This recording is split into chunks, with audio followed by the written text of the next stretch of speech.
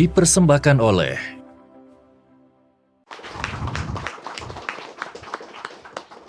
Terima kasih pemirsa masih tetap setia bersama kami dalam program Merah Putih hanya di Nusantara TV. Saya Doni The Kaiser. Kita lanjutkan bincang-bincang kita tentang satu tema yang penting demi masa depan bangsa Indonesia, yaitu anak-anak Indonesia. Saya ke Bu Tirsa dulu. Saya sebenarnya sambil bertanya-tanya, Bu Tirsa, ada urusan apa ini Grab sama anak Indonesia?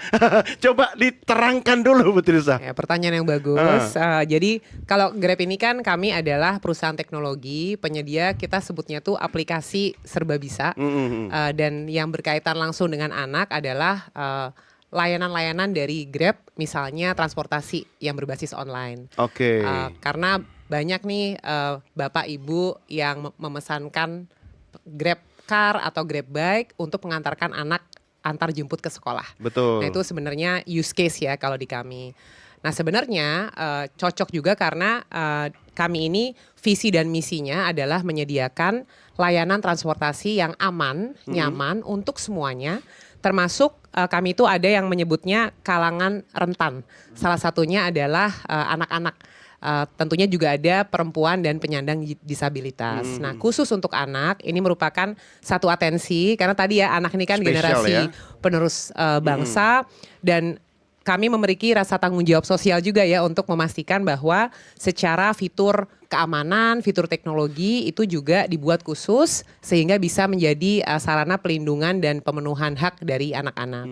Kami di sini karena kami percaya bahwa semua tuh butuh kolaborasi ya. Betul. Kami nggak bisa sendiri. Yang Ya. lebih jago dari kami adalah KPAI, ada Komdigi, dan kami juga ada kerjasama dengan Kementerian Pemberdayaan Perempuan dan Perlindungan Anak. Ini sudah lama Mas. Jadi kami menjadi thought partner, diberikan masukan sehingga SOP kami kalau menangani kasus atau aduan yang terkait anak itu sudah sesuai dengan pakem dari pemerintah.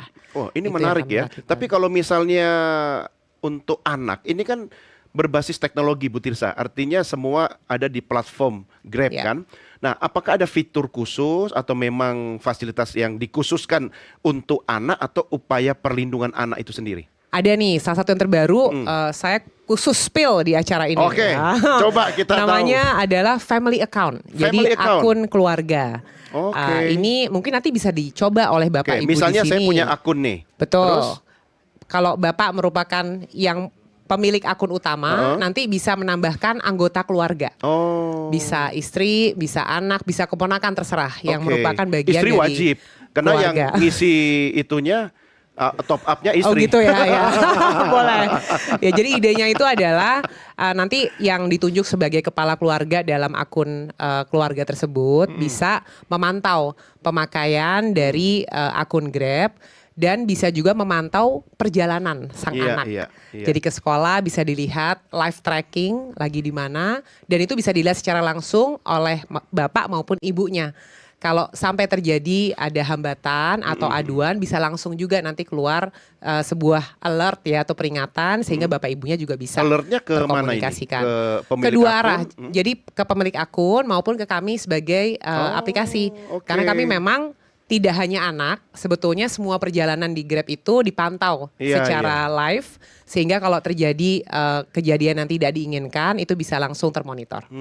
Ya, ini kapan mulai bisa digunakan fasilitas atau fitur ini? Iya, sekarang sudah fase percobaan dan sebetulnya di banyak akun itu juga sudah terbuka dan baru tadi juga kami menandatangani nota kesepahaman dengan KPAI untuk semakin meningkatkan tingkat pemenuhan hak dari anak-anak maupun pelindungan, termasuk juga untuk memberikan pelatihan kepada mitra pengemudi dan unit reaksi cepat kami supaya kalau menangani kejadian yang terkait anak bisa cocok ya penanganannya. Karena kan anak ini butuh penanganan yang secara spesifik gitu, nggak bisa sembarangan. Jadi kami Oke. berguru dengan yang lebih pintar. Jadi dari hari ini kita sudah melanjutkan. Ini bukan yang pertama sebetulnya, melanjutkan kerjasama dengan KPAI. Oke, memang eranya sekarang kolaborasi. Betul. Ya, kalau kompetisi menghabiskan energi, kolaborasi memperkuat dan memperbesar energi ya. Kasih tepuk tangan dong buat Grab Indonesia. Saya bukannya endorse ya, tapi memang saya pengguna Grab sih. Ini nggak dibayar loh. Izin dong mengomentari Boleh, dia. boleh, Ya. Pak.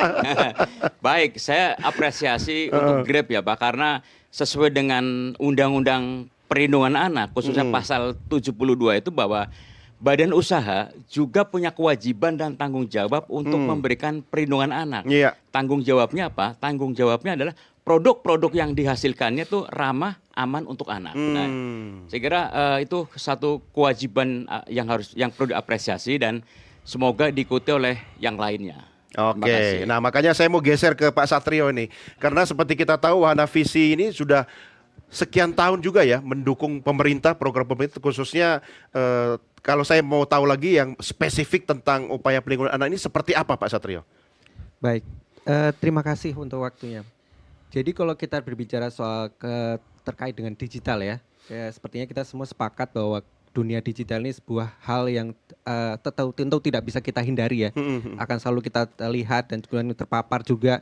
Kalau kita lihat dari data pemerintah sendiri juga, dari data BPS sendiri, kita lihat paparan dari anak-anak atau termasuk juga orang tua dewasa ya, yang bisa mengakses internet dan juga minimal mempunyai gadget itu semakin meningkat ya dari tiap tahun gitu. Bahkan tahun 2024 sendiri secara data itu meningkat cukup signifikan gitu ya, kepemilikan gadget dan akses pada internet. Tentu saja termasuk anak-anak sendiri ya yang mendapatkan akses itu. Tentu saja salah satu penelitian sendiri menyebutkan ya, ketika kita bicara anak-anak secara kompetensi digital itu sangat baik. Itu kenapa kalau anak-anak itu cepat banget ya, kalau kita kasih gadget dia cepat banget untuk tahu gitu. Tapi kompetensi kritisnya terbatas, itu sangat kurang. Sehingga kadang-kadang kalau kita tanya ini untuk apa gitu, kenapa dia mengasih ini, dia nggak akan tahu gitu.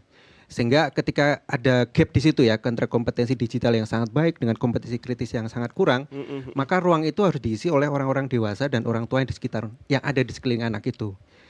Itu kenapa kalau kami tidak hanya bicara bagaimana memastikan anak mempunyai kompetensi kritis itu, tetapi juga bagaimana peran orang tua sendiri untuk mempunyai literasi Bentuk konkretnya seperti apa? Biar Misalnya, nyampe ke orang tua. Misalnya bagaimana orang tua mempunyai literasi digital yang baik. Tahu bagaimana misalnya nih, kalau kita mungkin hanya tahu Facebook saja gitu. Ini maaf bicara merek ya. Iya, nggak apa-apa. Tapi menentukan angkatannya sih. Iya. Yang pakai Facebook biasanya yang angkatan senior. Ayo nggak mau ngaku ya. Betul. Nah, anak-anak sekarang kan sangat luar biasa secara media sosial. Nah, bagaimana orang tua juga bisa mengikuti itu. Lalu kemudian membangun komunikasi positif dengan anak. Tidak harus kemudian stalking gitu ya, ngecek WhatsApp atau apa. Tapi bagaimana membangun kedekatan dengan anak sehingga anak bisa cerita apapun gitu ya.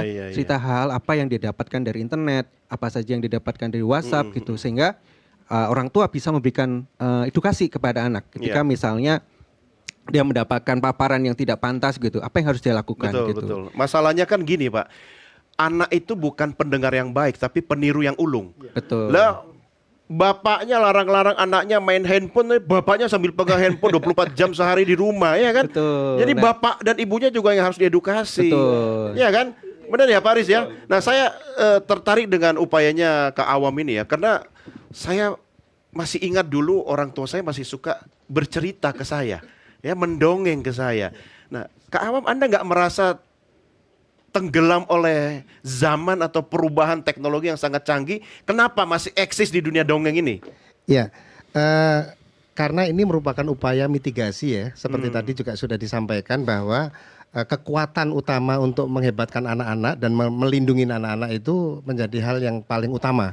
Maka kami memberikan satu kekuatan dengan satu komunitas yang harus tersebar di seluruh Indonesia dan di setiap titik di berbagai provinsi kabupaten itu kita siapkan. Nah ini yang menjadi bahwa ini tidak ketinggalan zaman, bahkan ini menjadi satu profesi yang kemudian menjadi ekonomi kreatif bagi teman-teman, tapi tidak meninggalkan jiwa-jiwa volunteer mereka. Bagaimana mereka harus memberikan edukasi bahwa anak itu harus menjaga diri, bagaimana anak itu harus betul-betul memahami orang berbahaya itu seperti apa gitu ya, sampai pada tingkat orang tua yang juga kita berikan pelajaran atau edukasi terkait dengan bagaimana sih mengasuh pola asuh yang menyenangkan, yaitu dengan cara bercerita. Gitu, bercerita itu kan tidak harus dengan pada zaman dahulu, pada suatu hari kan enggak ya, tapi bercerita tentang aktivitas orang tuanya sehari-hari yang bisa meningkatkan bonding seperti itu. Sehingga ini sangat penting sekali juga kita tekankan kepada stakeholder, termasuk pemerintah juga, bahwa kami sudah kami lakukan di setiap daerah itu titik-titik komunitas yang siap untuk beraksi, sehingga ini agar kami juga nggak sendiri gitu ya, tapi bisa bersinergi, bermitra, sehingga tujuan bersama bisa terwujud. Iya, Anda sudah berapa tahun ke awam mendongeng ini? Kalau saya sejak tahun 99 ya. Jadi Wah, saya belum lahir. Ketahuan hoaxnya ya. Ya. Tapi kalau komunitas Kampung Dongeng sendiri saya bangun sejak tahun 2009. 2009. Sebenarnya kan dongeng secara digital juga bisa ya. Betul Tapi sekali. Gimana pendekatan digital lewat dongeng itu menurut Anda? Ya, digital tetap kita lakukan, tetapi ingat anak bukan bukan pengambil keputusan. Yes. Artinya memang orang tua sudah betul tidak mendekatkan anak-anak kepada gadget sedini mungkin ya. Nah, ini yang harus menjadi perhatian juga, sehingga ketika membangun atau membuat konten-konten itu juga tidak sembarangan juga gitu, harus betul-betul dilakukan analisa. Kemudian karena gadget itu begitu anak sudah seneng nonton cerita yang kita sampaikan misalkan, itu mereka ya itu dari Komdigi kan juga pasti memberikan perhatian, ada pop up tiba-tiba muncul, Betul. iklan muncul dan seterusnya. Tiba-tiba iklan judul. Nah, begitu dan seterusnya itu juga berbahaya. Maka kita hanya kalau konten-konten itu memang tidak terlalu banyak ya konten-konten terkait dengan dongengnya itu sendiri, tapi lebih bagaimana pergerakan dongeng ini bisa sampai ke seluruh tanah air. Nah, maka kita bikin konten itu yang biasanya kalau di sekolah, kita kan keliling sekolah-sekolah itu kita putarkan guru-gurunya itu ketika pendongengnya tidak ada, maka yang disitulah berperan guru-gurunya bisa memutarkan wajah-wajah kita saat bercerita. Oke, nah ini nanti PR-nya Bu Moli, tapi kita rehat dulu ya. Nanti kita lanjutkan diskusi kita, karena saya lihat tadi teh susunya, kopi susunya Pak Aris belum nyampe ini, mana ini? Pemirsa, sambil Anda menyiapkan secangkir kopi atau teh, kami segera kembali sesaat lagi. Tetap bersama kami di Merah Putih.